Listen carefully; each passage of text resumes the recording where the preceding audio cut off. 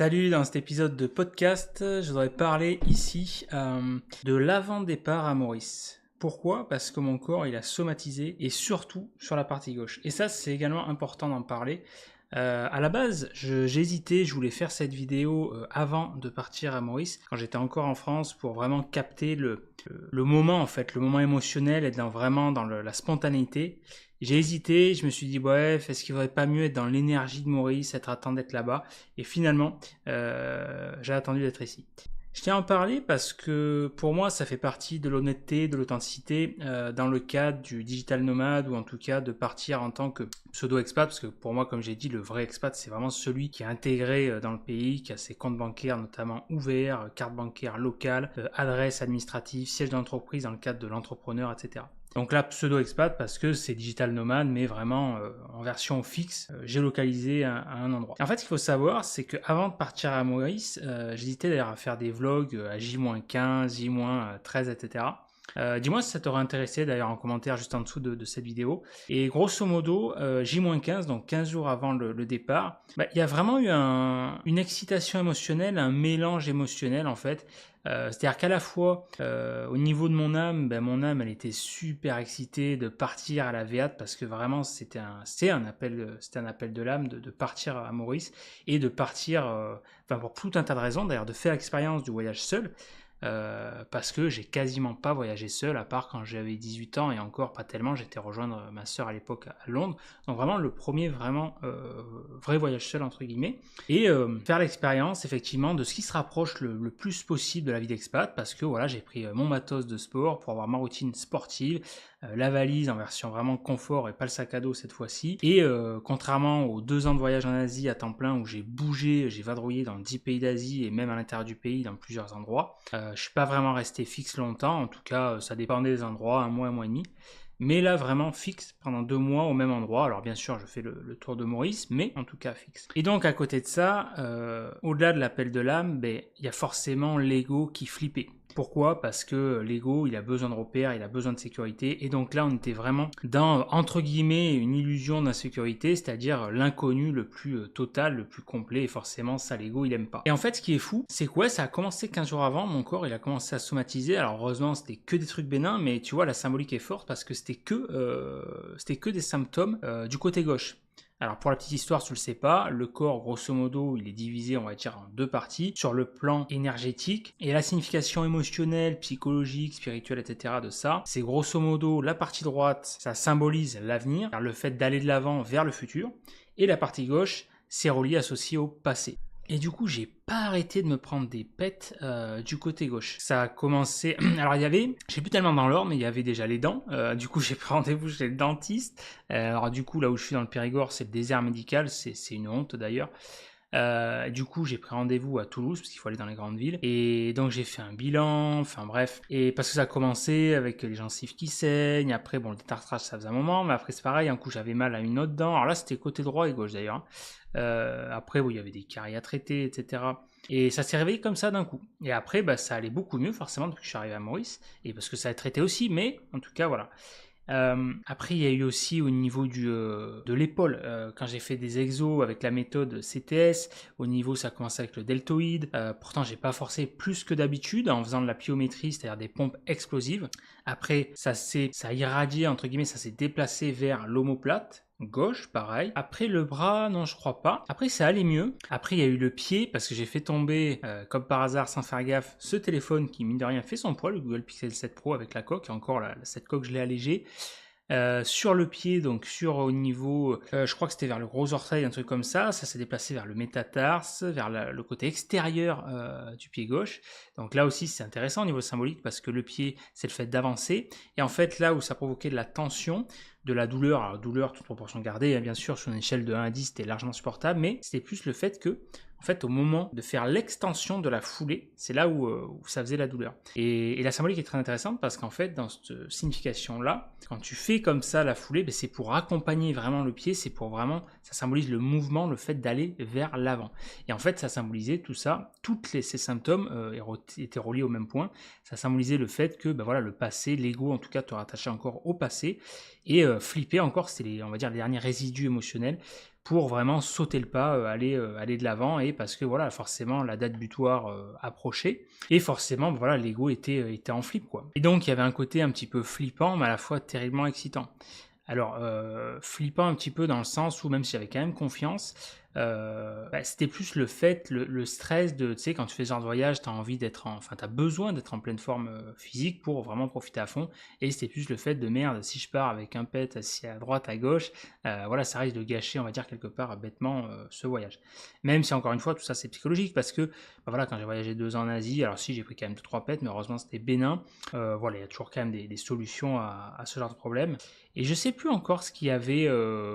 Mais alors, tu vois, ce qui est fou, c'est que donc du coup, je me suis renseigné par rapport à ça.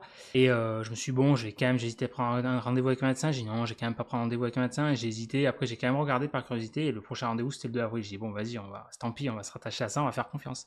Et je me suis renseigné sur la médecine chinoise, avec les points méridiens, avec ce qui se rapprochait un petit peu de la technique de l'EFT, le principe de taponnement émotionnel. Donc, je l'ai fait. Alors, ça, super intéressant parce que tu apprends, tu vois, tous les jours, c'est enrichissant. C'est-à-dire que là, le fait de. Parce qu'après, ça se déplaçait, ouais, d'ailleurs, du métatarse, ça remontait sur la cheville, tu vois.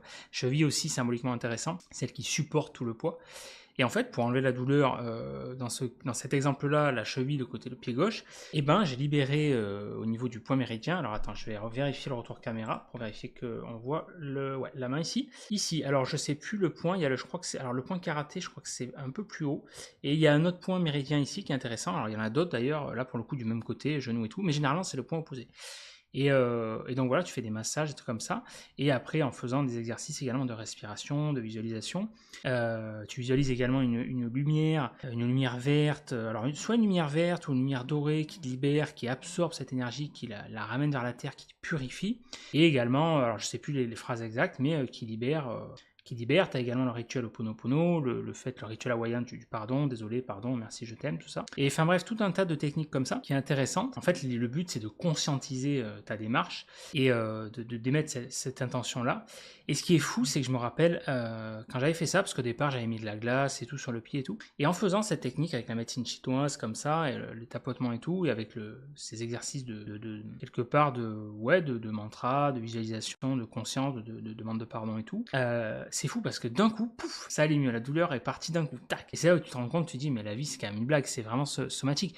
Et c'est là où je me dis, à ce moment-là, je me dis, mais en fait, merci, quoi, j'ai remercié mon corps parce que à ce moment-là, ton corps il te fait un cadeau parce que en fait, il te fait juste, il t'aide à prendre conscience que voilà, il y a encore derniers résidus émotionnels qui appartiennent au passé, qu'il était important, en tout cas conseillé de nettoyer pour libérer vraiment ce reste de mémoire, pas karmique, mais mémoire émotionnelle, pour profiter au mieux de ce voyage-là. Et c'est marrant parce que c'est quelque part, c'est un test de la vie, un acte de foi pour vraiment voir si t'es vraiment confiant, si tu flippes, si tu fais confiance à la vie, c'est le fameux pouvoir du lâcher prise dans la confiance. Et c'est fou parce que je crois de souvenir, c'est pour ça que je voulais faire à la base ce vlog, capturer l'instant du moment, parce qu'après voilà, forcément quand tu kiffes, tu passes à autre chose, tu t'oublies quelque part, ton cerveau il filtre naturellement les informations. Et parce que j'ai décollé j'ai décollé le mardi, le lundi il y avait quelques restes, mais je crois de souvenir quand j'ai vraiment préparé ma valise, c'était le lundi après, moi c'est ça. Je crois le lundi après, ça a commencé à disparaître. C'est fou, hein. Et lundi soir, ça allait, nickel. Normal quoi, tu vois. Et c'est là où c'est fou parce que j'ai travaillé dessus, j'ai conscientisé la chose et voilà. Donc c'était une vidéo finalement assez rapide.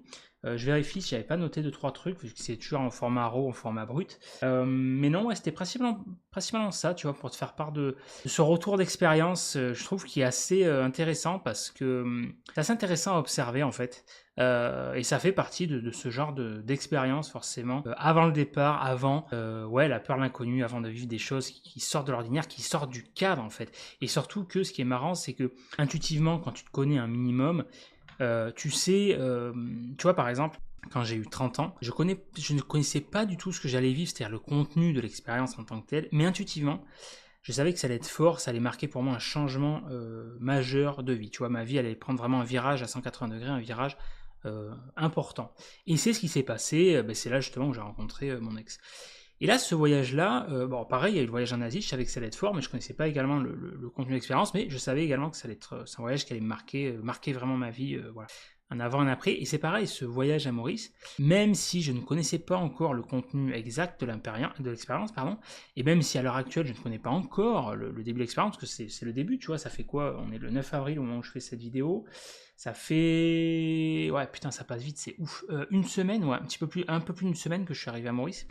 Bon, le profil, ça se profile comme je l'avais imaginé, on va dire. Déjà au niveau voilà, des nanas, je profite, ça se passe bien. J'ai eu un best life. Au niveau professionnel, à voir hein, encore, mais il y a des opportunités qui se mettent en place. C'est pas encore fait, donc à voir. Mais ouais, il y a du potentiel, ça se passe bien. Pour l'instant, ça se passe plutôt bien. Et voilà, à voir ce qui va se passer. Mais l'idée, c'est que voilà, je n'ai pas d'attente particulière. Je veux rester dans ce côté, dans cette démarche d'ouverture, d'émerveillement, de prendre la vie comme elle vient, tout simplement. Et c'est surtout que tu vois, ce voyage-là, je le savais, je le ressentais et je le sens toujours, même si je ne connais pas, tu vois, je ne sais toujours pas ce qui va se passer exactement. Mais intuitivement, je sens que ce voyage est fort quand je vais rentrer de Maurice, là. Je vais rentrer le 31 mai. Je sais qu'au moment où je fais cette vidéo, j'ai vécu même pas un dixième de ce que je dois vivre de ce voyage. Je sais qu'à un moment donné, il va se passer des choses. Je pense avoir déjà quelques pistes par rapport à ce qui se met en place, mais je pense avoir sûrement des surprises, des bonnes surprises. Et je sais que ouais, ce voyage, clairement, ça va marquer également un avant, un après, ça va être fort. Voilà, ça c'est au niveau intuitif. C'est tout finalement. Podcast très rapide ici, mais ça me tenait à cœur. Voilà, dis-moi en commentaire, fais-moi un retour, ça m'intéresse. Si ça te parle de ce que je te dis, si toi aussi, avant d'entamer ce genre de voyage, ou pas forcément sans parler de voyage, mais avant d'entamer des expériences de vie qui sont déstabilisants, qui te poussent un petit peu dans l'inconnu, qui t'obligent à sortir de ta zone de confort. Tu vois, par exemple, à l'époque, quand j'avais... c'était quoi, en 2008? Ouais, 2008, donc j'avais 22 encore, j'avais pas encore 23. 23, quand j'ai fait ma première expérience à Montpellier, et pareil, c'était une expérience forte, et donc voilà, pareil, il y a une partie, forcément, c'est toujours c'est un mélange émotionnel, tu as une partie d'excitation forcément, et tu as la peur de l'inconnu, donc tu as une partie, peur aussi. Et c'est intéressant de s'observer par rapport à ça. Voilà, c'est tout ce que j'avais à dire. Allez, on se retrouve dans le prochain podcast. Ciao, ciao!